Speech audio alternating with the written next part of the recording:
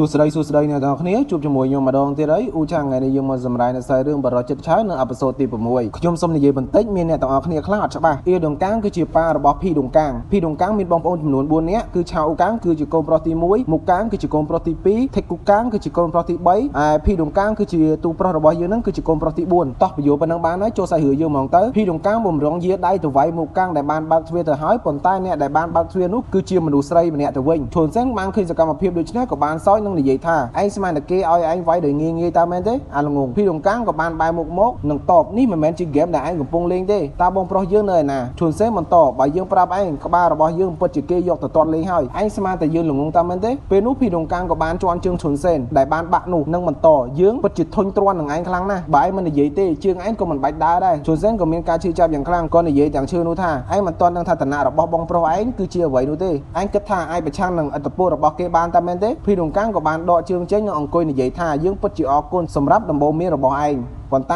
យើងចង់បានតែចម្លើយតែប៉ុណ្ណោះបើឯងមិននិយាយទេគេគឺជាការព្រួយបារម្ភបំផុតសម្រាប់ឯងយើងក៏បានកាត់មកផ្ទះមួយកន្លែងដែលបានឮសំឡេងនិយាយឯងស្មានថាយើងខ្វាក់ភ្នែកតែមែនទេឯងត្រូវប្រាប់យើងអំពីវិធីរបស់ឯងក្នុងការយកវាមកយើងបានលាក់ទុកយ៉ាងសម្ងាត់បរិសម្នាក់ដែលនៅក្នុងចំណោម3នាក់ដែលបានគេចាប់មកនោះបាននិយាយថាខ្ញុំមិនដឹងថាចៅហ្វាយនិយាយពីអ្វីទេមនុស្សដែលគេហៅថាចៅហ្វាយនោះគឺជាមុខកាំងនឹងបន្តនិយាយឯងគួរតែរកពាក្យដោះសារល្អជាងនេះនឹងបានមើលរូបថតដែលបានគេលួចថតបរិសនោះក៏បន្តថាប៉ុន្តែខ្ញុំមិនទាន់នឹងនិយាយចប់ផងក៏ត្រូវស៊ីក្បាលមកកាមេរ៉ារបស់មុខកាំងក៏បន្តយើងមិនចង់ឲ្យអ្នកណាម្នាក់មករញ៉េរញ៉ៃនឹងកិច្ចការរបស់យើងទេប្រូម្នាក់នោះក៏បន្តនិយាយនេះមិនមែនជាខ្ញុំអ្នកធ្វើទេមុខកាំងកំពុងនឹងក្តៅស្លឹកកាជៀផងក៏បានជានៅកាមេរ៉ាដាក់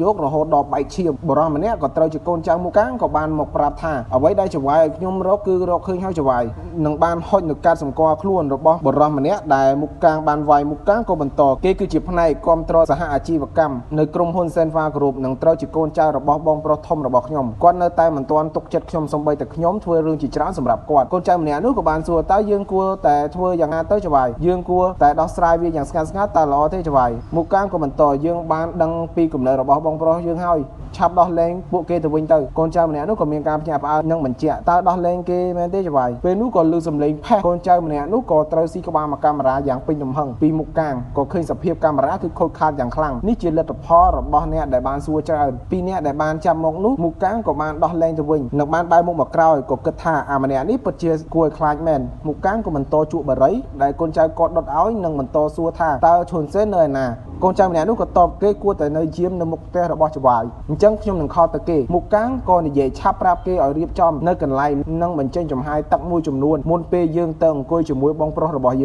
ើងក៏កាត់មកភីដុងកាំងនិងឈុនសេនវិញឈុនសេនក៏បន្តថាគេបានផ្លាស់ប្ដូរទីកន្លែងជាប្រចាំនិងបង្កើតសន្តិសុខដែលមានសមត្ថភាពទ្វេដងការដែលឯងទៅម្នាក់ឯងដូចជាឯងទៅរកសេចក្តីស្លាប់អញ្ចឹងវាមិនសំខាន់ទេឈុនសេនបន្តទាំងជួបបរិយថាឯងមិនគិតថាមានអ្វីកើតឡើងនៅពេលដែលឯងបរាជ័យនោះទេភីដុងកាំងក៏និយាយទាំងមិនស្ទាក់ស្ទើរថាយើងមិនខ្វល់ទេអើយហេតុអ្វីបានជាឋាននរោមិនយកមនុស្សដូចជាឯងអញ្ចឹងនឹងយកបរិយដែលបានជួបនោះក៏យកមកញីចោលនិងបន្តថាយើងនឹងប្រាប់កន្លែងដែលគេនៅគឺគ្មានអ្នកណាដឹងប៉ុន្តែឯងត្រូវធានាសុវត្ថិភាពរបស់យើងឯងហ៊ាននិយាយហេតុផលជាមួយយើងផងអំឡុងពេលនោះទូរស័ព្ទរបស់ឈុនសេនក៏មានអ្នកទេមកឈុនសេនក៏បាននិយាយទាំងរបួសហឡូខ្ញុំដឹងហើយខ្ញុំនឹងរៀបចំតាមក៏បញ្ជាយើងក៏កាត់មកឃ្លាំង Senva Group ដែលជាឃ្លាំងអាកំបាំងនៅក្នុងក្រុមហ៊ុនហើយក៏បានឃើញជើងបរិសម្នាក់ចុះពីលើឡាននិងប្រូពីរនាក់ទៀតកំពុងយាមនឹងខ្លោងទ្វារនិងបរិសដែលបានចុះពីលើឡាននោះគឺជាភីដុងកាំងនឹងបានវាយធាក់ទាត់ធ្វើឲ្យពួកគេទាំងពីរមិនអាចតដៃបានភីដុងកាំងក៏បាននឹកឃើញសម្ដីរបស់ឈុនសេនឲ្យដើរទៅបន្ទប់លេខ3ភីដុងកាំងក៏បានដើរទៅរុញនៅទ្វារនោះក៏បានឃើញឡាំងទំនិញនិងឃើញនៅសាកសពមនុស្សដែលគេបានវះកាត់យ៉ាងច្រើនក៏បានដើរទៅមុខជួបនៅមុខកាំងកំពុងរាប់លុយនិងបន្តនិយាយថាយើងបានដឹងថាឈុនសេនជាអ្នកប្រាប់ឯងបើឯងវាយឈ្នះយើងឯងចង់បានអ្វីក៏បាននៅទីនេះភីដុងកាំងក៏បានតបខ្ញុំមិនដឹងថាគួរយកអ្វីទេនៅទីនេះព្រោះវាមិនគួរឲ្យចាប់អារម្មណ៍ទាំងអស់មុខកាំងក៏បានកាច់នៅដៃនិងបន្តទៀតថាតើយើងគួរឲ្យរង្វាន់អ្វីទៅឲ្យឯងទើបល្អភីដុងកាំងក៏បាននិយាយទាំងភ្នែកកំពុងឃើញចំណីនៅខាងមុខថាខ្ញុំមិនចង់បានលុយនឹងអ្វីទាំងអស់ខ្ញុំគ្រាន់តែចង់ដឹងថាឈ្មោះមនុស្សដែលបានសម្លាប់ម្ដាយរបស់ខ្ញុំមុខកាំងក៏បានបែរមកនិយាយយឺតថាឈុនសេនជាអ្នកប្រាប់ឯងឲ្យមករញ៉េរញ៉ៃកន្លែងរបស់យើងដូច្នេះហើយយើងត្រូវកម្ចាត់ពួកឯងចោលសិនហើយចាំយើងនិយាយប្រាប់ឯងជាក្រោយ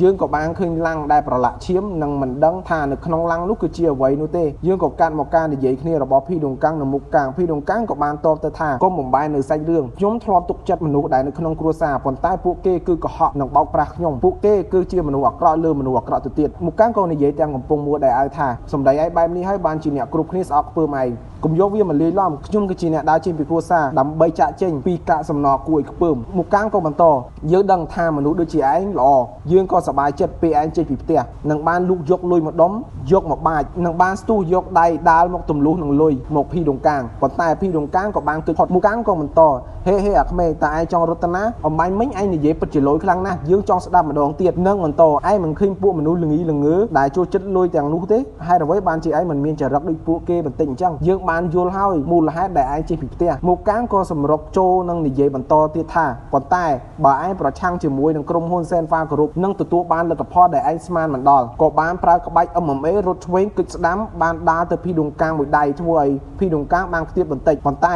មិនទាន់អស់នោះទេមុខកាំងក៏បានយាជើងខ្លួនឯងដាក់មួយជើងទៀតចំកណ្ដាលកគឺពិតជាធ្ងន់នឹងបានថែមមួយជើងចំកណ្ដាលមុខពេញតែម្ដងធ្វើឲ្យភីដុងកាំងបានខ្ទាតមុខកាំងក៏បន្តឯងគិតថាអំណាចគ្រួសារពិតជាមិនល្អអ្វីដែលឯងគិតគឺខុសហើយយើងឃើញសភាពរបស់ភីដុងកាំងគឺវិបាកក្នុងការយកឈ្នះបងប្រុសរបស់គេខ្លាំងណាស់មុខកាំងក៏និយាយទាំងលោតថាឥឡូវឯងបញ្ចេញអ្វីដែលអ្នកគ្រប់គ្នានិយាយមកភីដុងកាំងក៏បានតបទាំងឌឺកម្លាំងដៃពិតជាខ្សោយខ្លាំងណាស់មុខកាំងគ្រាន់តែលើបែបនេះក៏បានយាដៃនិងព្រមទាំងសម្ដីថាឯងឆាប់យកពាក្យគួរឲ្យខ្ពើមរបស់ឯងចេញទៅភីដុងកាំងប្រុងប្រៀបទប់ទល់នឹងមុខកាំងសម្រុកចូលប៉ុន្តែมันអាចទប់ជាប់នោះទេក៏បានស៊ីមួយដៃមួយជង្គង់ធ្វើឲ្យភីដុងកាំងស្រែកយ៉ាងខ្លាំងមិនទាន់អស់នោះទេក៏បានថែមមួយកែងទៀតភីដុងកាំងក៏បានខ្ទាតមកក្រោយម្ដងទៀតមុខកាំងក៏បន្ថែមនឹងពាក្យសម្ដីថាពិតជាអន់មែនសភាពភីដុងកាំងគឺពិបាកមើលយ៉ាងខ្លាំងគឺវល់តែម្ដងភីដុងកាំងក៏បានជូតនៅច្រមុះដែលបានហូរឈាមនោះមុខកាំងក៏បន្តឯងក៏មានគម្រោងរត់ដូចសត្វកណ្ដុរអីបើឯងរំសាយចិត្តលេងសង្ស័យរឿងអត់ប្រយោជន៍ទៀតយើងគួរត្រូវគិតពីបញ្ហារបស់ឯងម្ដងទៀតភីដុងកាំងក៏ក្រឡេកឃើញទល់លវីសនៅជិតនោះនឹងបានបក់ដៃទាំងជឿជាក់ឲ្យមុខកាំងចូលម្ដងទៀតនឹងបន្តនិយាយពិតជានិយាយច្រើនមែនមុខកាំងក៏ខឹង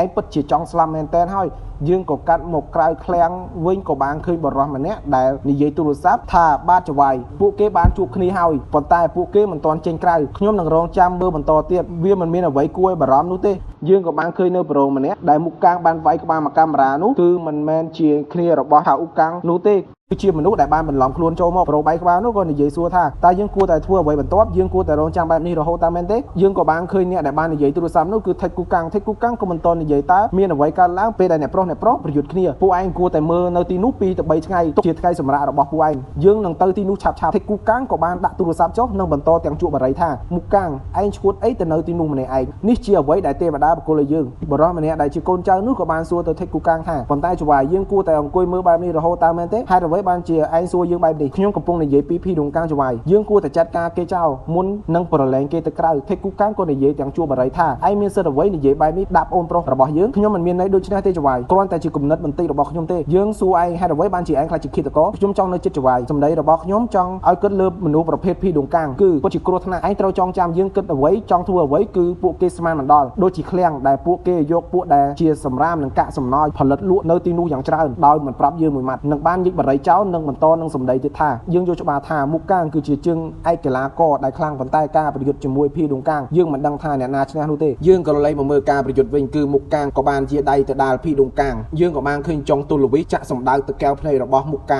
ំងក៏បានបើកភ្នែកធំតែម្ដងតែអ្វីដែលគិតគឺខុសមុខកាំងក៏បានទប់នៅចុងទូលវីនោះនឹងបាននិយាយថាស្មានថាយើងមិនស្គាល់ឯងភីដុងកាំងឥឡូវយើងមានអារម្មណ៍ថាសប្បាយចិត្តខ្លាំងណាស់នឹងបានធាក់ភីដុងកាំងមួយជើងធ្វើឲ្យប៉ៅនឹងបន្តនិយាយថាខ្ញុំគិតថានៅក្នុងគ្រួសារមានតែថេកគូកាំងតែម្នាក់គត់ដែលចូលចិត្តលេងឧបករណ៍ក្មេងលេងដូច្នេះចរិតឯងបែបនេះហើយបានជាឯងមិនអាចជួយសង្គ្រោះម្ដាយរបស់ឯងបានឯងគឺជាមនុស្សអាត្មានិយមនឹងបានបោះនៅទូលវីចោលនឹងបន្តទាំងកាយថាគាត់គួរតែនៅផ្ទះធ្វើជាម្ដាយដ៏ល្អប៉ុន្តែឥឡូវនេះវាហួសពេលអស់ទៅហើយភីដុងកាំងក៏បានក្រឡេកមកក្រោយក៏បានឃើញស៊ីម៉ងមួយបាវមុខកាំងក៏សម្រុកចូលទាំងស្រែកថាឆាប់បញ្ចប់វាឲ្យលឿនទៅភីដុងកាំងក៏បានបាច់នៅស៊ីម៉ងចំកណ្ដាលមុខរបស់មុខកាំងធ្វើឲ្យមុខកាំងពិបាកក្នុងការមើលភីដុងកាំងក៏មិនប្រឡែងនៅឱកាសល្អបែបនេះទេក៏បានដាក់មួយដៃហើយមួយដៃទៀតធ្វើឲ្យមុខកាំងក៏បានយកដៃមកឃុំនឹងបានឃើញញើសរបស់ភីដុងកាំងវាគឺពិបាកក្នុងការវាយមុខកាំងក៏បានដកដៃចេញនឹងនិយាយឯងវាយឆ្អែតហើយឬនៅភីដុងកាំងក៏បានយាដៃទៅម្ដងទៀតប៉ុន្តែម្ដងនេះមុខកាំងក៏បានសោកដៃតាមប្រឡោះខ្លួនរបស់ភីដុងកាំងគឺសម្ដៅទៅរកកណ្ដាលមុខរបស់ភីដុងកាំងតែម្ដង